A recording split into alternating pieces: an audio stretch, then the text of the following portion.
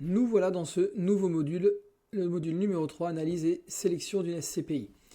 Il y a beaucoup de critères pour sélectionner SCPI, il y a beaucoup de SCPI sur le marché. Alors, j'ai cité une référence, j'ai pris une référence Prime Alliance pour voir un petit peu les critères que eux expliquent, définissent pour sélectionner une SCPI. Je ne suis pas toujours totalement d'accord avec ce qui est dit, on va le voir. Et il y a même des critères hyper importants qui ne sont pas mentionnés et qui sont mentionnés nulle part ailleurs, d'ailleurs, dans aucun site, sur aucun site internet. Les critères de performance, quels sont-ils? Il y a la capitalisation. Est-ce qu'il faut que la SCPI soit de grande taille ou à la limite fraîchement créée, de petite taille? Le rendement, le taux de distribution sur valeur de marché, le TDVM, donc, c'est le rendement du loyer.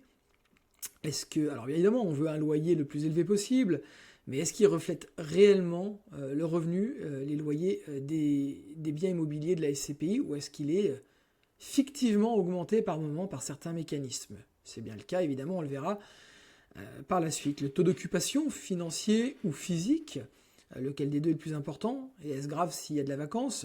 Ça dépend. L'endettement, est-ce que c'est un endettement voulu? Est-ce que c'est un endettement subi? La typologie d'actifs, des bureaux, est-ce que c'est mort les bureaux? Ou est-ce qu'il en faut encore? Évidemment qu'il en faut encore, ils ne sont pas tous morts, et effectivement il y a certains bureaux qu'il faut éviter, mais ça vaut aussi pour les commerces, ça vaut pour tout. La zone géographique, est-ce qu'il faut investir sur une SCPI qui investit elle-même en France ou hors de France?